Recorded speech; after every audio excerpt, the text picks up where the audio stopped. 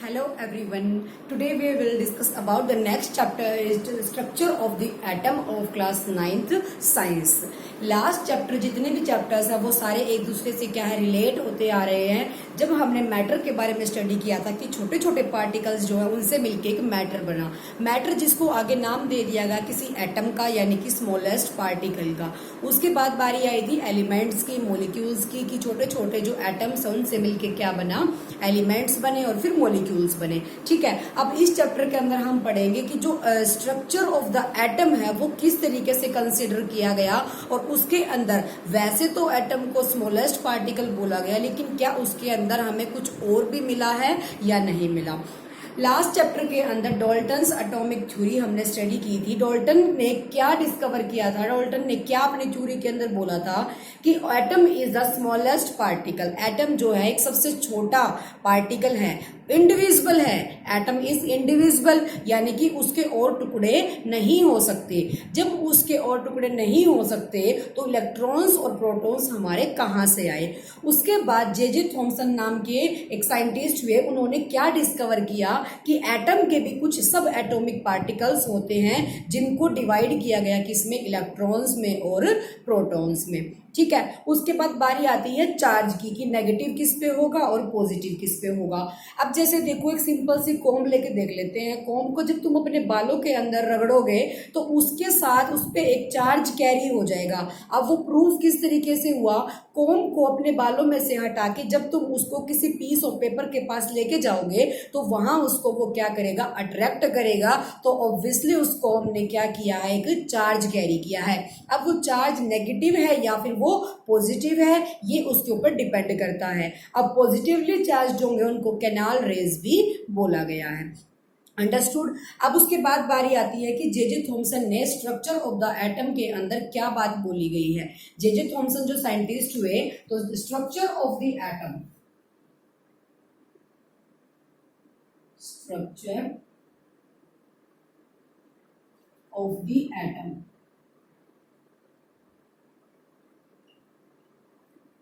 मतलब उसमें डाल्टन ने सबसे पहले ये बोला था कि जो एटम होते हैं वो इंडिविजुअल होते हैं। एटम्स आर इंडिविजुअल, इंडिविजुअल है यानी कि उनको देखा नहीं जा सकता एटम्स को। ठीक है, लेकिन उसके बाद उसने बोला कि जो एटम होते हैं वो अपने सब एटॉमिक पार्ट भी कैरी करता है। एटम जो है अपने सब एटॉमिक पार्ट भी कैरी करता है, सब एटॉमिक पार्ट भी कैरी करता है। अब वो दूसरे सब एटॉमिक पार्ट इसके कौन से हैं, इलेक्ट्रॉन हो गया और दूसरा हो गया प्रोटॉन। अब बात ये आती है, जे थॉमसन ने ये डिस्कवर किया है कि जो हमारा एटम है वो तो इतना स्मॉलेस्ट पार्टिकल है, फिर उसने इलेक्ट्रॉन को और प्रोटॉन को किस तरीके से अरेंज करके रख रखा है, एडजस्ट करके रख रखा है। ठीक है, अब पढ़ेंगे हम किसके बारे में, एटम के न्यूक्लियस के बारे में। सपोज हमने ले लिया कोई भी एटम, सेंटर में इसका क्या है, न्यूक्लियस मान लिया। ठीक है, जो इलेक्ट्रॉन्स होते हैं वो ऑलवेज अराउंड क्या करते हैं, चक्कर लगाते हैं। इलेक्ट्रॉन्स क्या करेंगे, चक्कर लगाएंगे। ठीक है, revolve around the nucleus, nucleus के चारों ओर चक्कर लगाएंगे। जो प्रोटॉन्स होते हैं वो सेंटर में होंगे। ठीक है, प्रोटॉन्स प्लस न्यूट्रॉन्स कहाँ होंगे, सेंटर में होंगे। फिर जो इलेक्ट्रॉन इसने बोला था सब एटॉमिक है, इलेक्ट्रॉन्स, इलेक्ट्रॉन्स सब एटॉमिक है। कौन सा चार्ज कैरी करता है, नेगेटिव चार्ज। और जो प्रोटॉन्स होते हैं वो कौन सा चार्ज कैरी करेंगे, पॉजिटिव चार्ज कैरी करेंगे। अंडरस्टूड। उसने बोला एटम के सब एटॉमिक पार्ट्स भी होते हैं जिनको इलेक्ट्रॉन्स और प्रोटॉन्स बोला गया है। न्यूक्लियस के अराउंड जो चक्कर लगाते हैं वो इलेक्ट्रॉन्स होते हैं। न्यूक्लियस के अंदर प्रोटॉन्स प्लस न्यूट्रॉन्स होते हैं। इलेक्ट्रॉन्स पे नेगेटिव चार्ज, प्रोटॉन्स पे पॉजिटिव चार्ज और न्यूट्रॉन्स पे नो चार्ज। न्यूट्रॉन्स हमारे कैसे होते हैं, नो चार्ज, यानी कि कोई चार्ज नहीं होता है। ठीक है, तो सबसे पहली बात क्या पढ़ी हमने, सबसे पहले हमने देखा था कि जो एटम्स होते हैं वो स्मॉलेस्ट पार्टिकल होते हैं, कांट बी डिवाइडेड, हम उनको डिवाइड नहीं कर सकते। लेकिन उसके बाद एक थ्योरी प्रूव की गई जे थॉमसन ने कि जो उसके अंदर सब एटॉमिक पार्टिकल्स हैं इलेक्ट्रॉन्स और प्रोटॉन्स नाम के, वो किस तरीके से अरेंज किए गए हैं उस एटम के अंदर। तो वो अरेंज किस तरीके से किए गए हैं, उसने बोला एक न्यूक्लियस है, न्यूक्लियस के चारों तरफ इलेक्ट्रॉन्स चक्कर लगाते हैं और न्यूक्लियस के जो सेंटर है, सेंटर में हमारे क्या है, प्रोटॉन्स एडजस्ट कर रखे हैं। ठीक है, अब उसके बाद जो जे थॉमसन हुए हैं उन्होंने क्या डिस्कवरी दी है,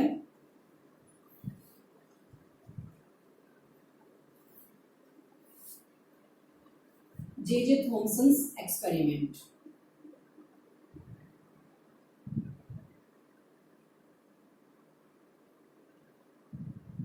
जे थॉमसन ने एक्सपेरिमेंट किया, सपोज एक वाटरमेलन ले लिया हमने, ठीक है, उसने बोला कि हमने एक वाटरमेलन ले लिया, वाटरमेलन का जो एडिबल पार्ट होता है यानी कि जो रेडिश कलर का पार्ट है, उसने उसको क्या ले लिया, पॉजिटिव चार्ज ले लिया। तो उसने ये बोला कि हमें एक सर्कुलर चाहिए, सर्कुलर यानी कि पॉजिटिवली चार्ज स्फीयर चाहिए, पॉजिटिवली चार्ज स्फीयर चाहिए, जिसके अंदर जितना भी हमारा एडिबल पार्ट है वो तो हमारा क्या है, जो इतना भी एडिबल पार्ट है वो हमारा क्या है, पॉजिटिवली चार्ज, पॉजिटिवली चार्ज।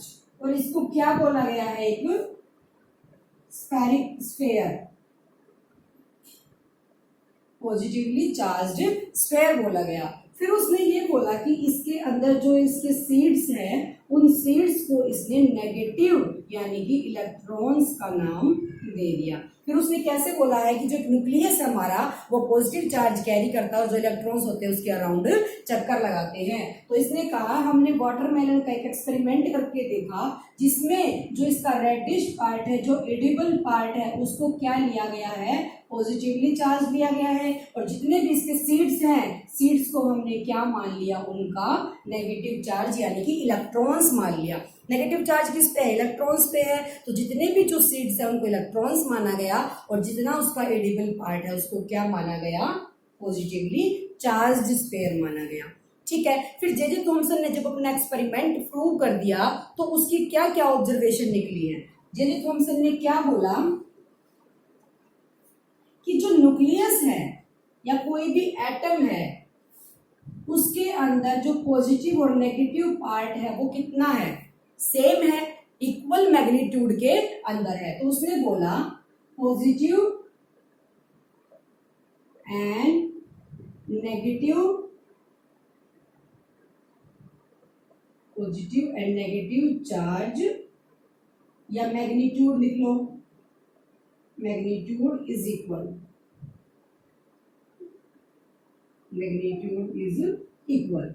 ठीक है, सेकंड उसने ये बोला कि जो इलेक्ट्रॉन्स होते हैं revolve around the nucleus, nucleus के चारों ओर क्या करते हैं, चक्कर लगाते हैं।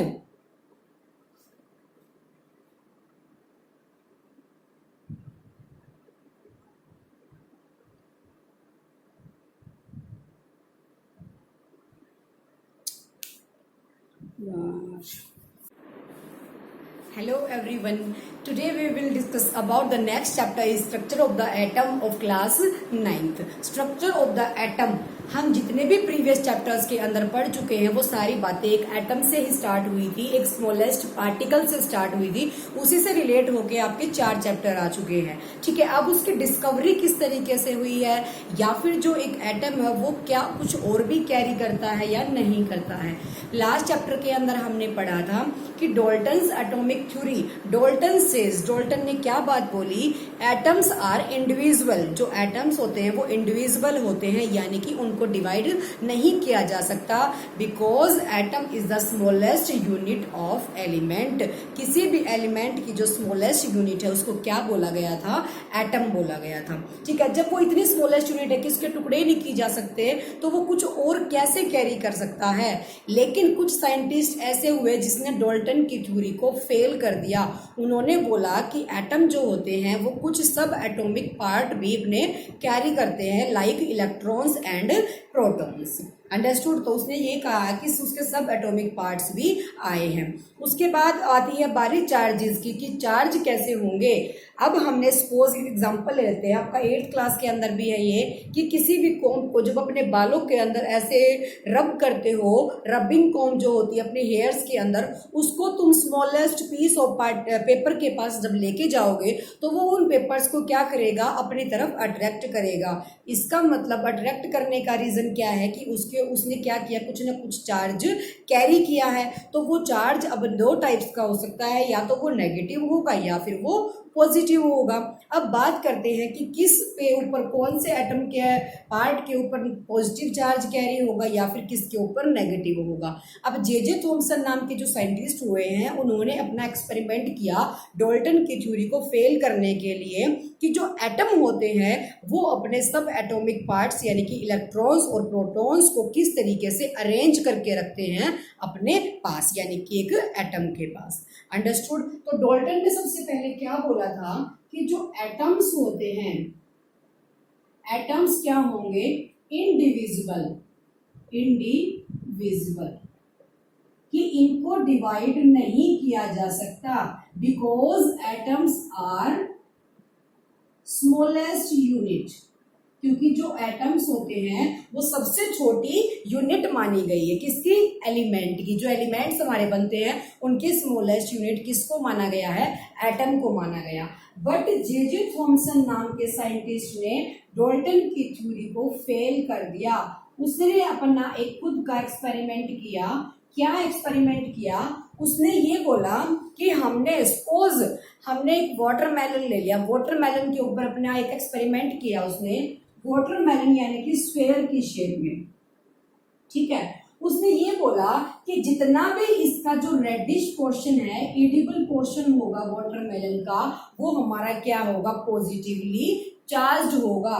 तो उसने जितना भी वाटरमेलन का एडिबल पार्ट यानी कि जो खाने वाला पोर्शन है, उसको उसने बोला पॉजिटिवली चार्ज। फिर वाटरमेलन के जो सीड्स होते हैं ब्लैक ब्लैक, वो इसके अंदर हमें कहीं कहीं देखने को मिलते हैं। तो उसने इन सीड्स को किसका नाम दे दिया, सीड्स को इलेक्ट्रॉन्स का नाम दे दिया। सीड्स को किसका नाम दे दिया, इलेक्ट्रॉन्स का नाम दे दिया। फिर उसने ये बोला कि हमने ये एक्सपेरिमेंट जो प्रूव किया तो हमें 2 ऑब्जर्वेशन इससे मिली है। अब थॉमसन की 2 ऑब्जर्वेशन क्या थी, फर्स्ट हमारी ये थी कि जो स्फेरिकल पोर्शन है, sphere is the positively charge particle, sphere is the positively charge particle, ठीक है। एंड सेकेंड उसने ये बोला जो सीड्स है यानी कि electrons embedded it, electrons embedded it,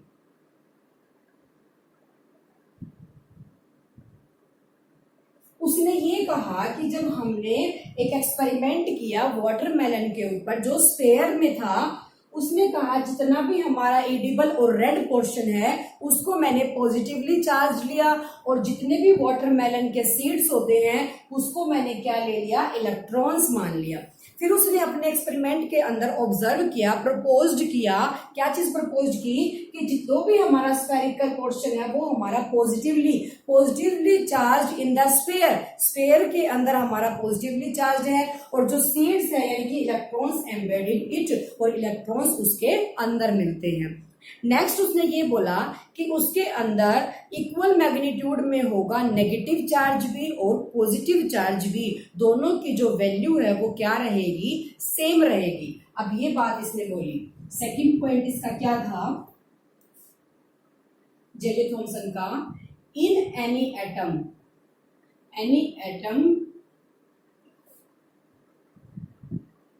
equal negative and positive charge, equal magnitude of, magnitude लिख लो, equal magnitude of negative and positive charge, negative and positive charge।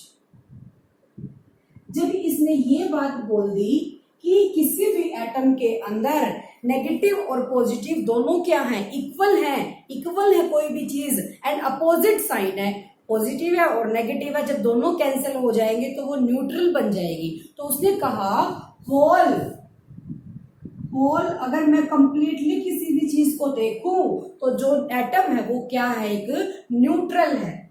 उसने कहा कि एटम क्या है, एक न्यूट्रल है। अब एटम न्यूट्रल कैसे बना, देखो थॉमसन ने हमारा क्या एक्सपेरिमेंट किया वाटरमेलन के ऊपर। उसने कहा कि जो एडिबल पोर्शन है, स्फेयर है, वो हमारा क्या है, पॉजिटिवली चार्ज है, लेकिन उसने फिर ये कहा जो सीड्स है उसके वो इलेक्ट्रॉन्स हैं। उसने इस ऑब्जर्वेशन के साथ अपने प्रपोज्ड दिए, J Thomson proposed that electrons and protons यानी कि electric negatively and positively charge carry equal magnitude, दोनों क्या है, इक्वल मैग्नीट्यूड कैरी करते हैं। तो एक पॉजिटिव है कोई भी वैल्यू, एक नेगेटिव है, वो दोनों क्या हो जाएंगे, कैंसिल होके न्यूट्रल हो जाएगा। फिर इसने बोला कि जो एटम है वो न्यूट्रल चार्ज कैरी करता है, उसके पास कोई चार्ज ही नहीं है, क्योंकि इक्वल उसके पास इलेक्ट्रॉन्स है और इक्वल ही उसके पास प्रोटॉन्स है। अब इलेक्ट्रॉन्स और प्रोटॉन्स ये क्या चीजें होती हैं, उसने ये कहा जो हमारे सब एटॉमिक पार्ट थे उनके नेम इलेक्ट्रॉन्स एंड प्रोटॉन्स थे, इलेक्ट्रॉन्स एंड प्रोटॉन्स थे। इलेक्ट्रॉन्स क्या करते हैं, नेगेटिव चार्ज, एंड प्रोटॉन्स के ऊपर पॉजिटिव चार्ज, एंड न्यूट्रॉन्स के ऊपर नो चार्ज यानी कि न्यूट्रल। न्यूट्रॉन्स क्या होते हैं, न्यूट्रल। फिर उसने कहा कि कोई भी एटम जो है equal negative charge and equal positive, मतलब इक्वल इलेक्ट्रॉन और प्रोटॉन है, दोनों की जो मैग्नीट्यूड है वो इक्वल रहेगा। मान लिया मैंने यहाँ सोडियम ले लिया, एक एटम, सोडियम का एटॉमिक नंबर 11, तो उसने ये कहा इसके अंदर -11 इक्वल टू +11, यानी कि सेम इसके अंदर इलेक्ट्रॉन्स और सेम इसके अंदर प्रोटॉन्स होंगे। Electrons equal to protons, number of electrons equal to number of protons, ये बात जे थॉमसन ने बोली। फिर उसने ये कहा कि जब दोनों चीजें इक्वल एंड अपोजिट है तो दोनों एक दूसरे को कैंसिल करके क्या हो जाती हैं, न्यूट्रल हो जाती है। दोनों क्या हो जाएंगी, न्यूट्रल हो जाएगी। जब दोनों चीजें न्यूट्रल हो गई है तो वहां कोई भी चार्ज कैरी नहीं हो सकता। लेकिन इसकी थॉमसन की थ्योरी को भी किसने आगे, रदरफोर्ड ने फेल कर दिया। उसने अपने कुछ एक्सपेरिमेंट किए। अब वो एक्सपेरिमेंट क्या थे, वो किस तरीके से थे, सारे साइंटिस्ट आए और उसने एक एक करके अपने दूसरे से पहले वाले को क्या कर दिया, उसकी थ्योरी को गलत प्रूव कर दिया।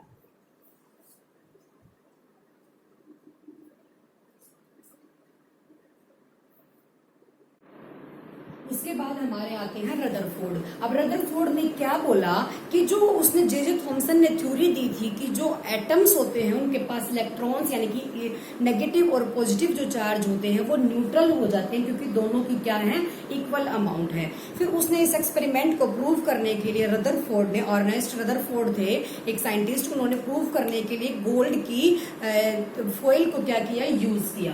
तो रदरफोर्ड एक्सपेरिमेंट,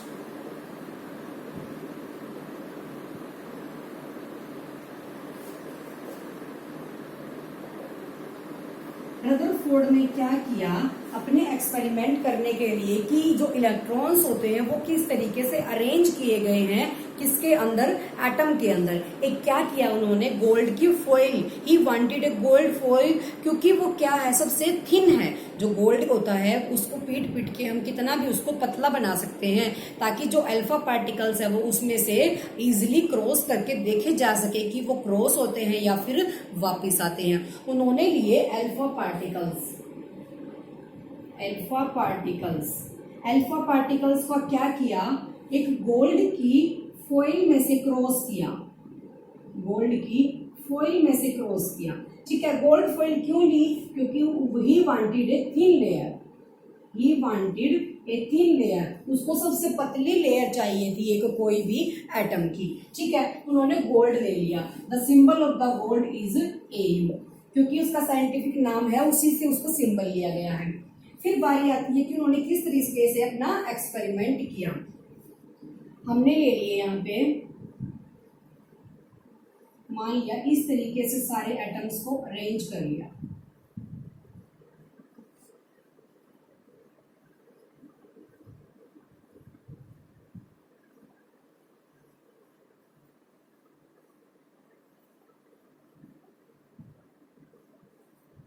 उसने सबसे पहले क्या किया, अल्फा पार्टिकल्स लिए और अल्फा पार्टिकल्स को क्रॉस कराया किसमें से, गोल्ड फॉइल में से। गोल्ड फॉइल में से क्रॉस कराने के बाद क्या क्या उसके रिजल्ट रहे, अब उसको वो देखना है।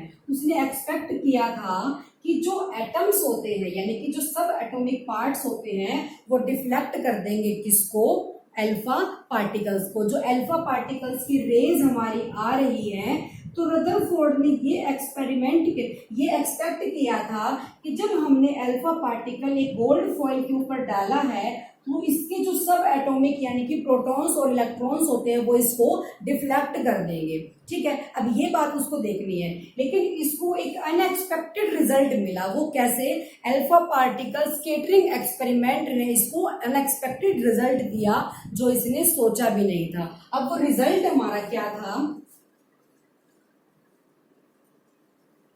उसने कहा मोस्ट ऑफ द पार्टिकल, किसके पार्टिकल, अल्फा पार्टिकल्स जब गोल्ड के फॉइल में से क्रॉस किए तो उसने ये कहा most of the alpha particles passed through the gold foil, gold के फॉइल में से पास कर गए।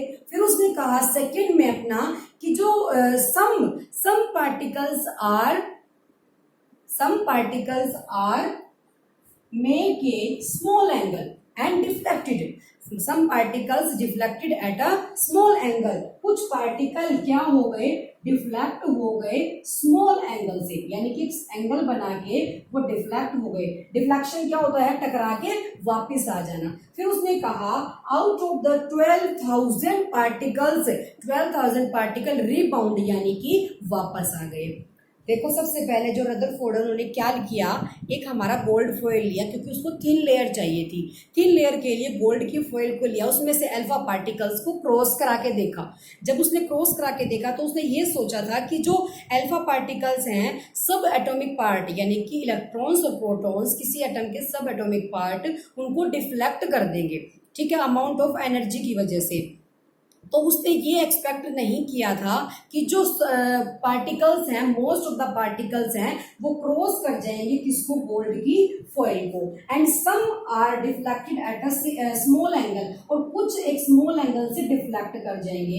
And out of the 12,000 particles are rebound, यानी कि वापिस आ जाएंगे 180 डिग्री का एंगल बना के, यानी कि सीधा जाके उसी रास्ते पे वापिस आ जाएंगे। यानी कि यहाँ से जब अल्फा पार्टिकल्स निकले तो ये यहाँ से जब गए तो उसी रास्ते पे यानी 180 डिग्री का एंगल बनाकर वापिस आ गए। ठीक है, तो इसके अंदर हम फर्स्ट हमारा लिखेंगे इधर most of the particles, particles किसके, alpha particles, most of the particles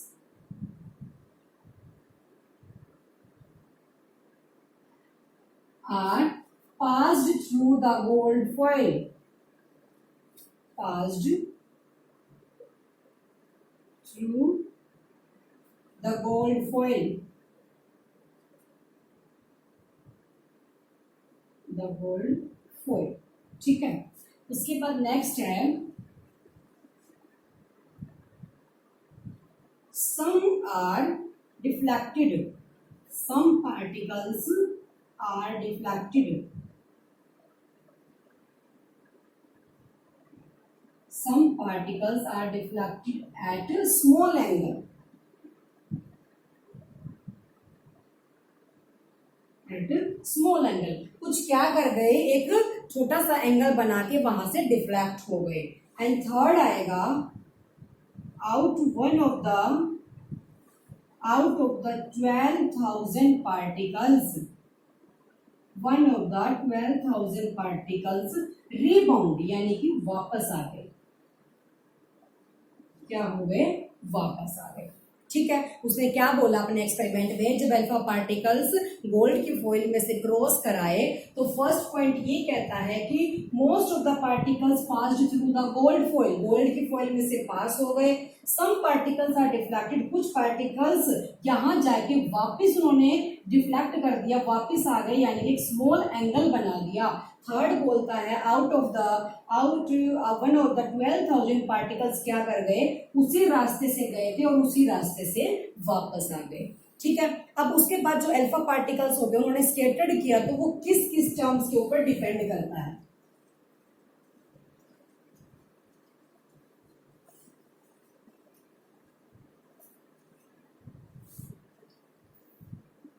alpha particles scattering experiment that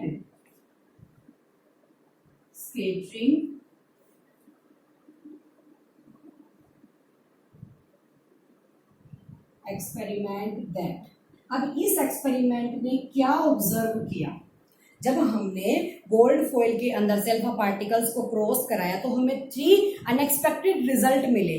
क्या अनएक्सपेक्टेड रिजल्ट मिले, हमने सोचा था कि जो सब एटॉमिक पार्टिकल्स हैं वो क्या कर देंगे, डिफ्लेक्ट कर देंगे अल्फा पार्टिकल्स को, बट ऐसा नहीं हुआ। Most of the particles passed through the gold foil, उस गोल्ड की फॉइल में से बहुत सारे पार्टिकल्स पास हो गए। ठीक है, दूसरा पॉइंट उसने ये बोला कुछ पार्टिकल्स एक स्मॉल एंगल से डिफ्लेक्ट हो गए। थर्ड पार्ट उसने ये बोला कि कुछ ऐसे थे 12,000 ऐसे थे पार्टिकल्स जो रीबाउंड हो गए, यानी कि सेम पाथ पे वापस आ गए। ठीक है, अब उस अल्फा पार्टिकल स्कैटरिंग एक्सपेरिमेंट ने क्या प्रूव किया, फर्स्ट कि जो एटम्स होते हैं वो क्या करते हैं, एक स्पेस ऑक्यूपाई करते हैं। स्पेस ऑक्यूपाई करते हैं तो ये इंडिकेट करता है कि जो अल्फा पार्टिकल्स है वो passed through the gold foil, कुछ स्पेस था उनके बीच में। देखो हमने यहां करके देखा, उसने ये कहा सबसे पहले कि जब इसके अंदर से पहले पार्टिकल क्रॉस कर गए तो इसका मतलब इनके बीच में क्या है, स्पेस है। स्पेस है तभी गए हैं, तो फर्स्ट हमारा क्या बनेगा, atoms carry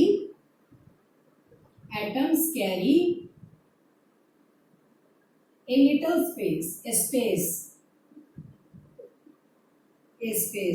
because some part is empty,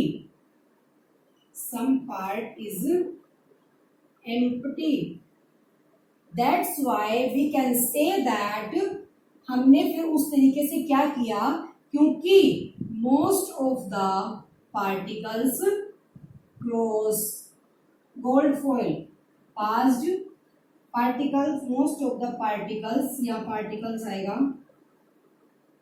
particle passed through the gold foil में से क्या हो गए, पास कर गए। ठीक है, ये आपकी बुक के अंदर भी है, वहां से मेंशन कर लेना।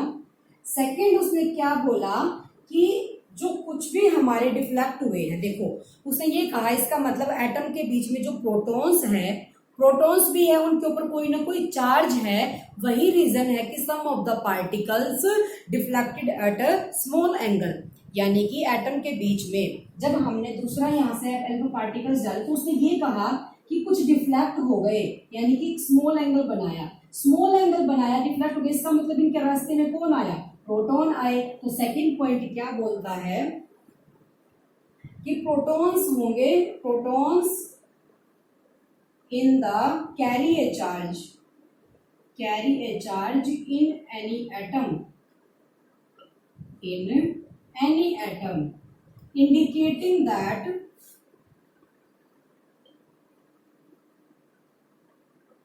indicating that क्या इंडिकेट करता है वो कि सम ऑफ द पार्टिकल्स, आगे लिख लेना, some of the particles are deflected at से स्मॉल एंगल। उसने क्या इंडिकेट किया, जब उसके रास्ते में पार्टिकल्स प्रोटॉन्स आ गए उन्होंने उसको डिफ्लेक्ट करके वापस यानी कि स्मॉल एंगल पे टर्न कर दिया, तो इसका मतलब जो प्रोटॉन्स है वो कुछ ना कुछ चार्ज कैरी करते हैं। ठीक है, थर्ड पॉइंट इसका क्या है,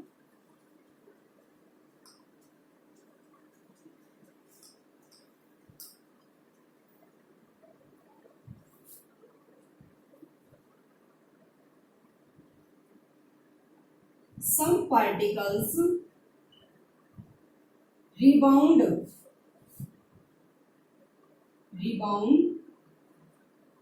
at 180 degree angle, at 180 degree. इसका मतलब वहां पे जो प्रोटॉन्स हैं उन्होंने एक चार्ज और स्मॉल वॉल्यूम क्या कर रखा है, और मास कैरी कर रखा है प्रोटॉन्स ने।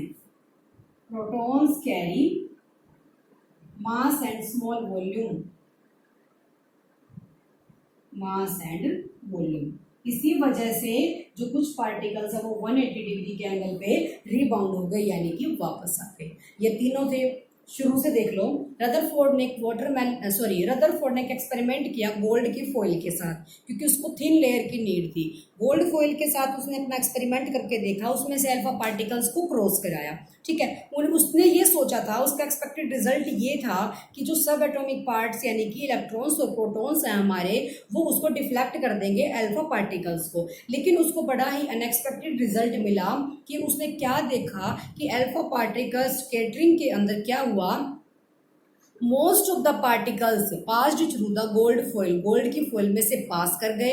सम are deflected at small angle, कुछ डिफ्लेक्ट हो गए स्मॉल एंगल से, ठीक है। थर्ड उसने ये बोला कि कुछ क्या हो गए, रीबाउंड हो गए, यानी कि वापस आ गए सेम पाथ पे, जिस पाथ से गए थे उसी पाथ पे वापस आ गए, ठीक है। देखो मान लिया गोल्ड की फॉइल है, अल्फा पार्टिकल्स यहाँ से आए, कुछ अल्फा पार्टिकल तो क्रॉस करके यहाँ निकल गए, लेकिन कुछ इसने कहा टकरा के उधर चले गए, लेकिन कुछ इसने कहा जिस पाथ से गए थे उसी पाथ से वापस आ गए, ठीक है, उसी पाथ से वापस आ गए।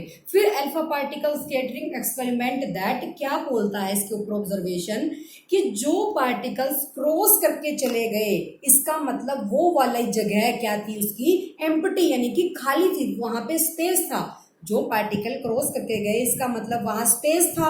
कुछ पार्टिकल मुड़ गए वहां से, यानी कि यहाँ टकरा के डिफ्लेक्ट हो गए, मुड़ गए, स्मॉल एंगल पे चले गए, तो वहां इसका मतलब प्रोटॉन्स थे जिन्होंने कोई चार्ज कैरी कर रखा था, उसकी वजह से वो डिफ्लेक्ट हो गए। थर्ड उसने ये बोला कुछ हमारे क्या कर गए, वहां टकराए और इसी पाथ पे वापस आ गए 180 डिग्री पे। इसका मतलब जो प्रोटॉन्स है उन्होंने कुछ ना कुछ मास एंड वॉल्यूम भी कैरी कर रखा है। अंडरस्टूड। अब इस रिजल्ट से इसने क्या एक्सपेरिमेंट का अपना ऑब्जर्वेशन निकाला, ऑब्जर्वेशन क्या बनी रदरफोर्ड की, फर्स्ट ऑब्जर्वेशन क्या बनेगी कि जो इलेक्ट्रॉन्स होते हैं, electrons revolve around the nucleus, यानी किसी एटम के न्यूक्लियस के चारों तरफ चक्कर लगाते हैं। तो यहां तुम लिख सकते हो इलेक्ट्रॉन्स रिवॉल्व कॉल्ड न्यूक्लियस, उसको क्या बोला गया, न्यूक्लियस बोला गया, ठीक है। सेकंड उसने ये कहा the size of the nucleus,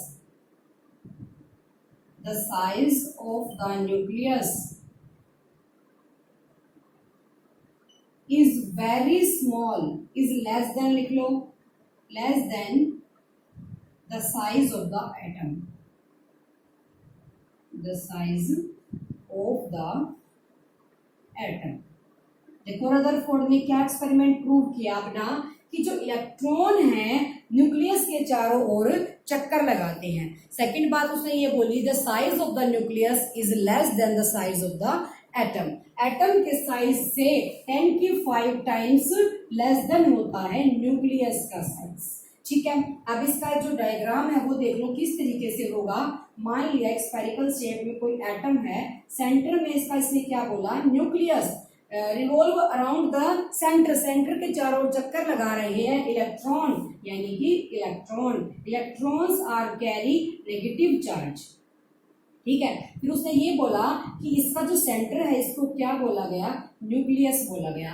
फिर उसने कहा जो एटम है उसका साइज 10 की 5 टाइम्स ग्रेटर देन है न्यूक्लियस के साइज से, ठीक है। ये बात रदरफोर्ड ने बोली। फिर रदरफोर्ड की भी कुछ डिसएडवांटेजेस यानी कि कुछ कमियां रही हैं, कुछ लिमिटेशंस रही हैं, ड्रॉबैक्स रहे हैं। वो क्या रहे, रदरफोर्ड ने ये बोला, ये ऑब्जर्व किया एक्सपेरिमेंट के अंदर कि इलेक्ट्रॉन्स चारों ओर चक्कर लगाते हैं, किसके चारों ओर, न्यूक्लियस के चारों ओर, ठीक है। लेकिन वहां पे जब वो उसके अराउंड चक्कर लगा रहे हैं तो वो कुछ ना कुछ अपनी एनर्जी लूज करेंगे।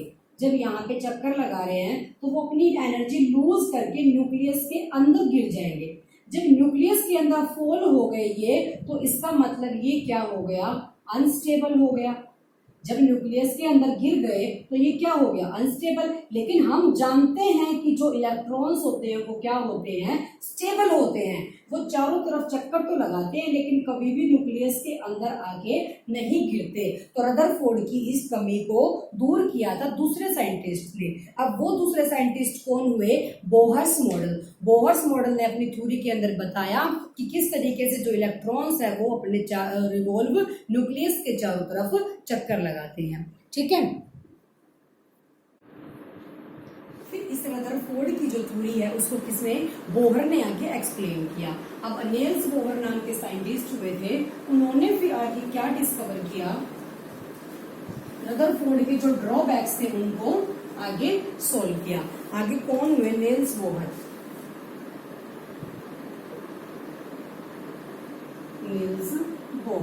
निल्स बोहर ने क्या कहा, only special orbits inside in the atom, only special orbits discrete, special orbits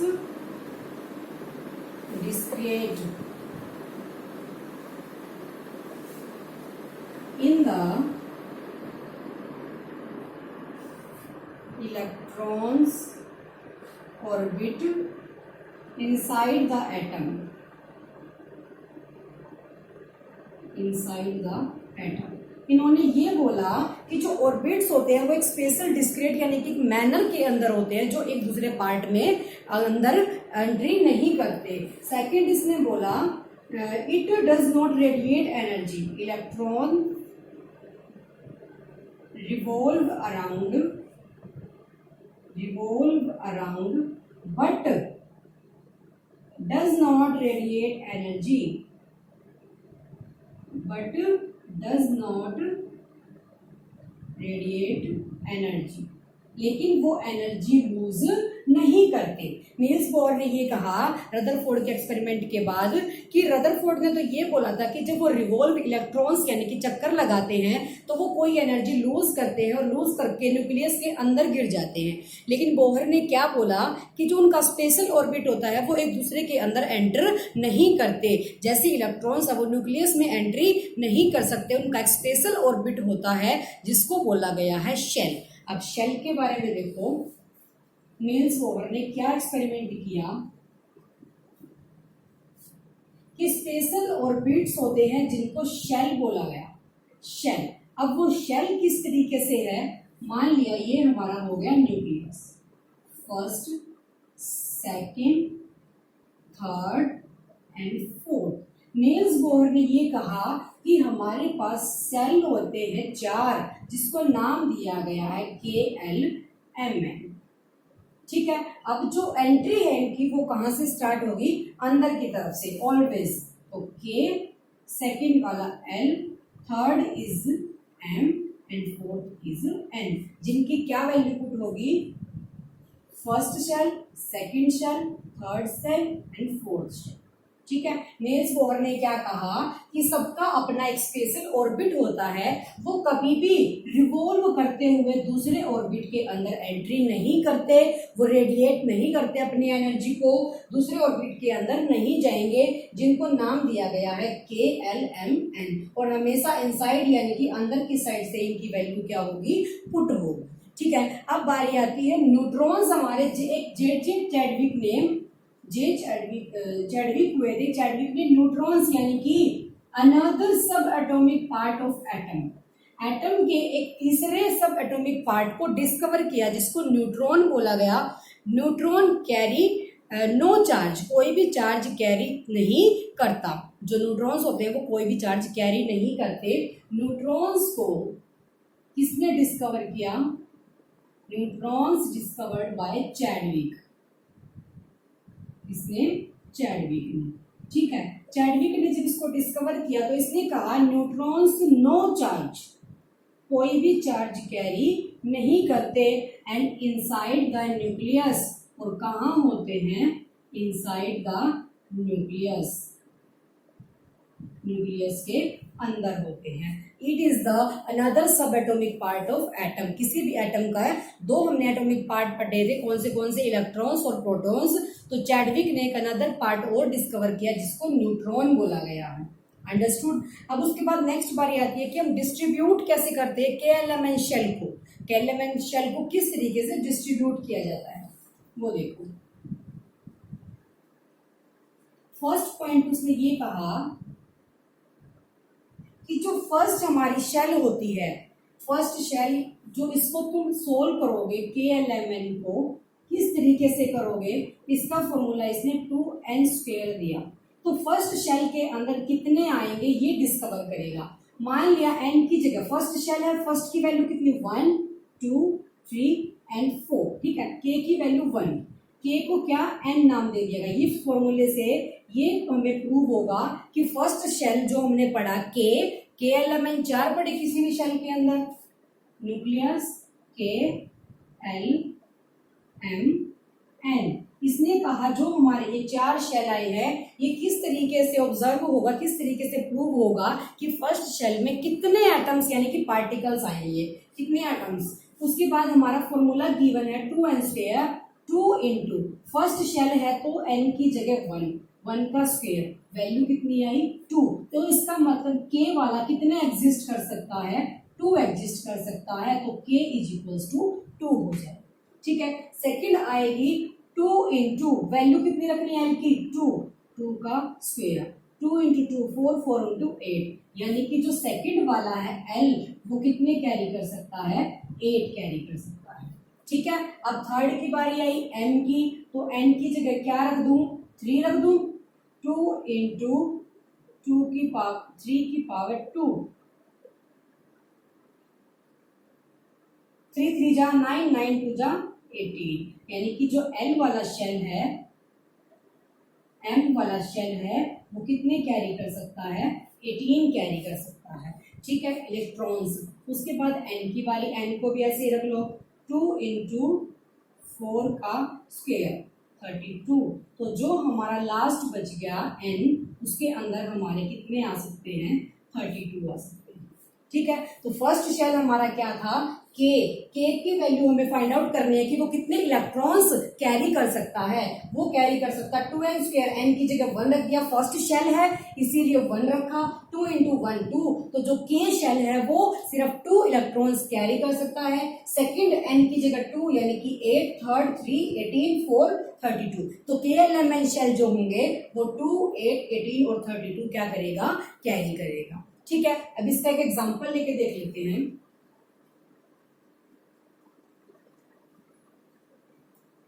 मान लिया मैंने सोडियम ले लिया, सोडियम का एटॉमिक नंबर है 11, ठीक है। अब इसका फिल करते हैं। फिल कैसे करेंगे, फर्स्ट वाले में कितने होने चाहिए 2 कैरी करने चाहिए, सेकंड यानी कि फर्स्ट वाले में 2 हमने वैल्यू निकाली थी ना, फर्स्ट वाले में 2 बचे कितने 11 में से 9 बच गए, 9 बचने के बाद सेकंड में कितने कैरी कर सकते हैं 8, तो सेकंड में कितने हो गए 8, तो लास्ट वाले में कितने बच गए 1 बच गए, ठीक है। इसको कंप्लीटली फिल्ड इसीलिए नहीं बोला जाएगा क्योंकि थर्ड वाले में भी या तो हमारे 18 होने चाहिए या 18 को 8 भी एग्जिस्ट कर सकता है या फिर 8 होने चाहिए, ठीक है। उसके बाद एल्यूमिनियम का ले लेती हूँ। एल्यूमिनियम का एटॉमिक नंबर इज 13 है, 13 एटॉमिक नंबर है। उसके बाद फर्स्ट वाले में कितने 2, सेकंड वाले में 8, उसके बाद बच कितने गए 3, तो थर्ड वाले में क्या आ गए 3 आ गए।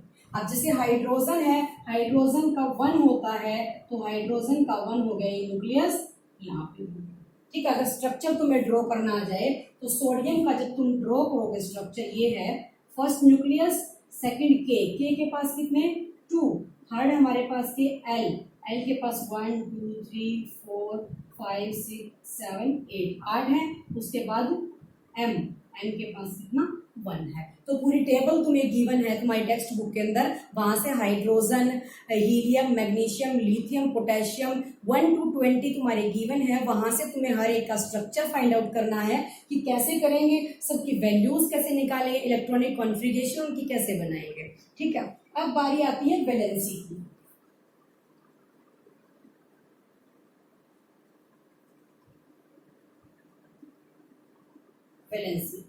वैलेंसी क्या होगी, number of electrons present in the last shell. Last shell में जितने भी नंबर ऑफ इलेक्ट्रॉन्स प्रेजेंट होंगे is called valency. Valence electrons, valence electrons बोला जाएगा। किसको बोला जाएगा? Valence electrons.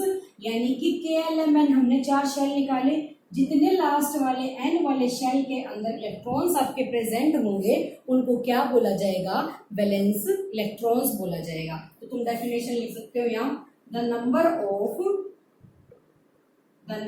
Of electrons present in outermost shell, present in outermost shell, यानी कि लास्ट वाले शेल के अंदर जितने भी इलेक्ट्रॉन्स प्रेजेंट होंगे they are called valence electrons.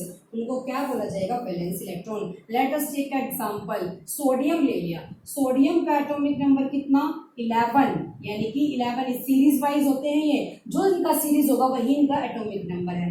तो फर्स्ट वाले में 2 आए, सेकंड वाले में 8, थर्ड वाले में 1 आया, तो 1 इज द वैलेंस इलेक्ट्रॉन। यानी कि लास्ट शेल के अंदर जितने भी इलेक्ट्रॉन्स प्रेजेंट होंगे उनको वैलेंस इलेक्ट्रॉन बोला गया है। ये चैप्टर 10th में 11th में मोस्ट इंपोर्टेंट, तो इसका जो बेसिक है वो यही क्लियर कर लो।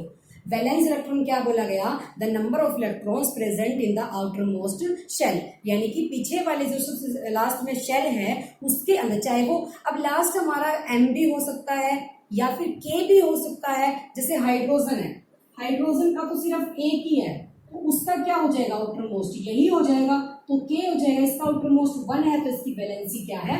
1 हो जाएगी। तो जितने भी उसके आउटर मोस्ट शेल के अंदर इलेक्ट्रॉन्स प्रेजेंट होंगे they are called valence electrons. ठीक है। अब उसके बाद नेक्स्ट पॉइंट आता है वैलेंसी। वैलेंसी क्या बनेगी? वैलेंसी भी ऐसे ही है, कैपेसिटी ऑफ एटम्स, जितनी भी उसकी कैपेसिटी होगी एटम्स की, किसी भी एलिमेंट के एटम की, उसको क्या बोला गया? वैलेंसी बोला गया। लास्ट चैप्टर के अंदर भी कराया मैंने आपको वैलेंसी।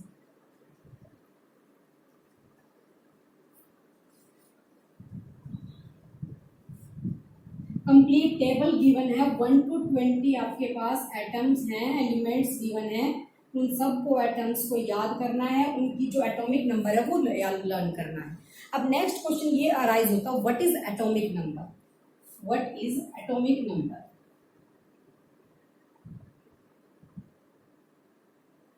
एटॉमिक नंबर क्या होगा?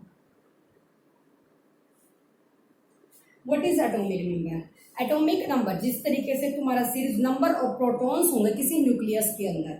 देखो हमने न्यूक्लियस एक ऑब्जर्व किया है किस तरीके से कि सेंटर में तो इसके न्यूक्लियस है, रदरफोर्ड ने ये बात बोली है कि सेंटर में न्यूक्लियस है, इसके अराउंड क्या है?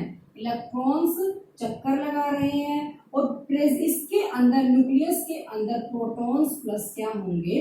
न्यूट्रॉन्स होंगे। सो number of protons in any atom present in the nucleus, number of protons is called atomic number, is called atomic number।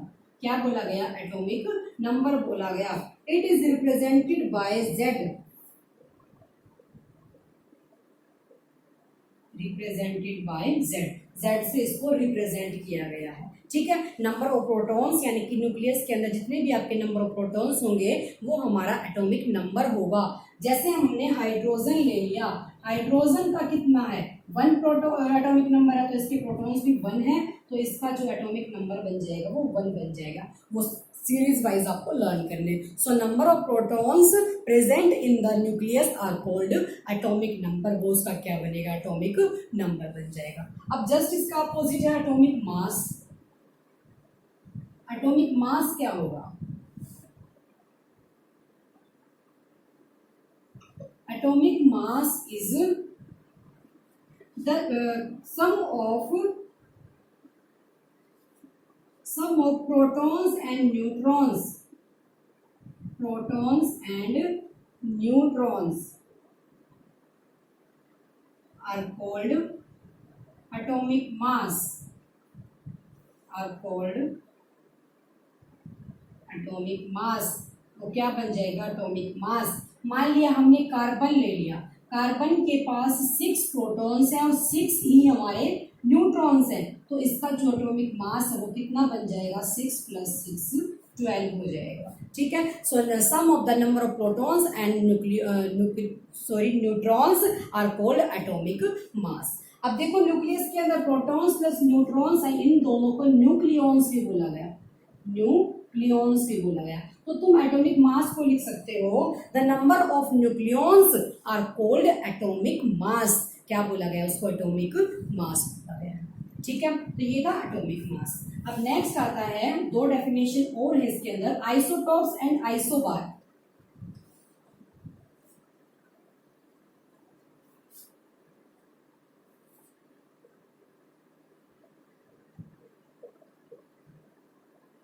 Isotopes हमारे क्या होंगे, those elements are same atomic number, those atoms लिख लो, atoms have same atomic number but different atomic mass, लेकिन उनका atomic mass क्या होगा, different होगा, are called isotopes। same atomic number but different atomic mass, but different atomic mass are called isotopes. क्या बोला गया उनको, आइसोटॉप्स बोला गया। अब इसके जो एग्जांपल हैं वो देख लो, 1H1, 1H2 एंड 1H3, तीनों का जो एटॉमिक नंबर है वो सेम है बट एटॉमिक मास तीनों का क्या है, डिफरेंट है। ठीक है, तो इसको क्या बोला गया है, आइसोटॉप्स बोला गया। Same atomic number but different atomic mass. Understood. अब उसके बाद नेक्स्ट आता है आइसोबार्स।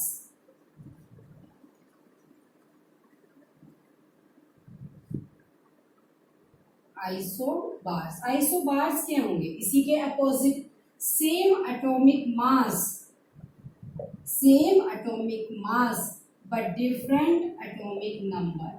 क्या होगा, एटॉमिक नंबर के अंदर क्या, सॉरी आइसोटॉप्स के अंदर क्या था, सेम एटॉमिक नंबर था but different atomic mass, but in isobar same atomic mass but different atomic number. अब इसका भी एग्जांपल ले लेते हैं। हमने लिया कैल्शियम एंड आर्गन। अब आर्गन और कैल्शियम, कैल्शियम का कितना एटॉमिक नंबर 20 और आर्गन का कितना 18, बट दोनों का जो एटॉमिक मास है क्या है 40 है, दोनों का एटॉमिक मास 40। तो calcium and argon are the examples of isobar because isobars carry same atomic mass but different atomic number. तो आइसोबार्स में आइसोटॉप में डिफरेंस पता चला। आइसोबार्स के अंदर क्या होगा, same atomic mass but different atomic number, और आइसोटॉप्स के अंदर क्या होगा, same atomic number but different atomic mass. Understood. सबसे पहले हमने इस चैप्टर के अंदर पढ़ा था, सबसे पहले कौन सा पॉइंट आया कि जो एटम्स होते हैं वो कोई सब एटॉमिक पार्टिकल्स भी कैरी करते हैं। अब उसको जे थॉमसन ने प्रूव करके दिखाया। फिर जे थॉमसन ने क्या प्रूव किया था, वाटरमेलन का एक्सपेरिमेंट करके ये बोला था कि जो इलेक्ट्रॉन्स होते हैं वो न्यूट्रल होते हैं, सॉरी जो नेगेटिवली और पॉजिटिवली चार्ज होते हैं इक्वल मैग्नीट्यूड रखते हैं, तो उसके एटम के ऊपर न्यूट्रल चार्ज होगा, कोई चार्ज नहीं होगा। ठीक है, फिर उसकी थ्योरी को गलत यानी कि फेल कर दिया किसने, रदरफोर्ड ने।